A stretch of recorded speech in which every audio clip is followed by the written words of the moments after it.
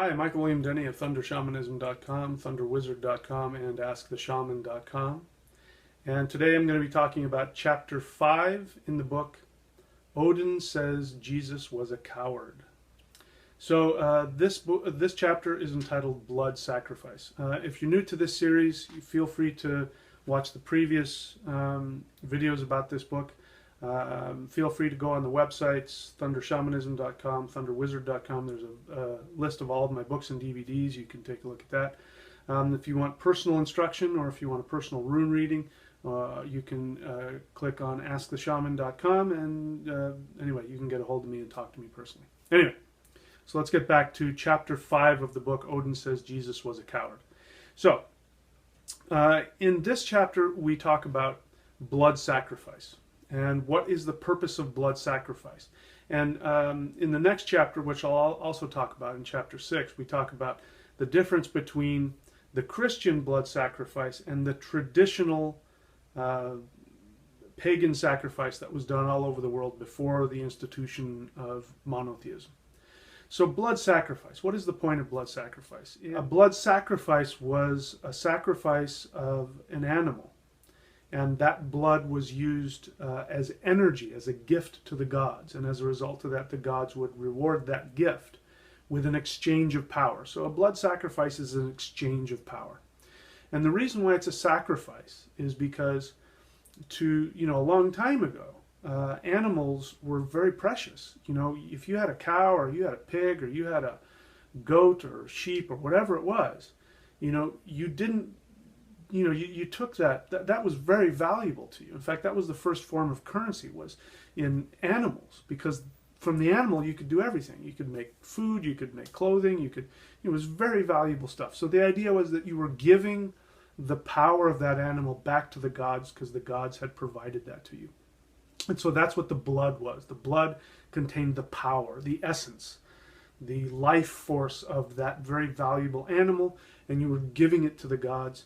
And as a result of that, the gods would take the power of that blood sacrifice and then reward you, exchange that power. So it was a means of exchange between the gods and the humans. So now let's get into the difference between the Christian sacrifice and the traditional pagan sacrifice. And the Christian sacrifice, when you look at it compared to what a blood sacrifice is supposed to do, it gets very confusing, and it doesn't make any sense. Because the traditional sacrifice, as I've said, is energy goes up with the blood sacrifice to the gods, and then the gods bring energy back to you in the form of rain or in the form of success or health or victory over your enemies or whatever it is. So it's an upward and a downward flowing of energy. Now you have the Christian sacrifice.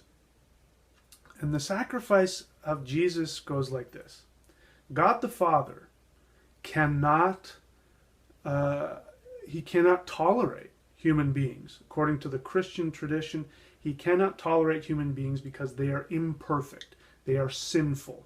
They have missed the mark. Jehovah cannot tolerate imperfection. And so he doesn't want to destroy his creation, his human creation. So he enlists the help of his Son, who is perfect, who has done nothing wrong, and he ritually sacrifices his Son. He takes out all of his rage onto his Son, kills him, and the blood that is shed by his Son he uses to cover over human beings so that he doesn't see their sin. He sees Jesus' perfection. And that allows him, that abates his anger, and that allows him to accept human beings. So you can see it's very convoluted. Traditionally, energy went up, and then it came down. It was very simple. Humans needed something from the gods, and they gave a gift to the gods, a gift of power, because the gods are pure energy.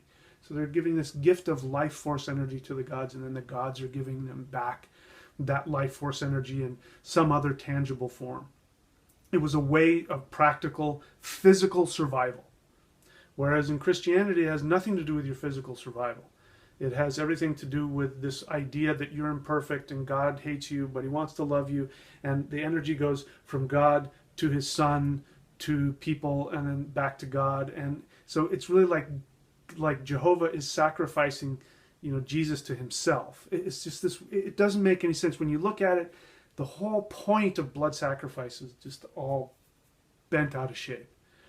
So, the point is, from that, the point I'm trying to make from those chapters is that this is clearly something that's invented by human beings to appease traditional spiritual inclinations that people have through sacrifice. So it's a manipulation of the idea of the blood sacrifice in order to accomplish some other thing. And as you know, what Christianity does really well is it takes away people's power and it makes them subservient, either to a religion or to a society or to a culture. It's a really great way to control people.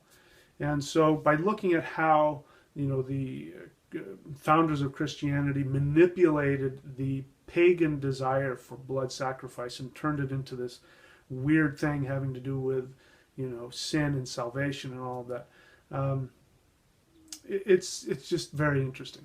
So anyway, I could go on and on and on, but if you want more information, click on the links below. Take a look at the other books and DVDs that I have. You can buy the book, Odin Says Jesus Was a Coward, on the link below. Or if you want, you can talk to me directly. If you want personal counseling, or if you want a rune reading, or if you want personal instruction, you can click on asktheshaman.com and follow the instructions. You can call me on the phone and talk to me directly.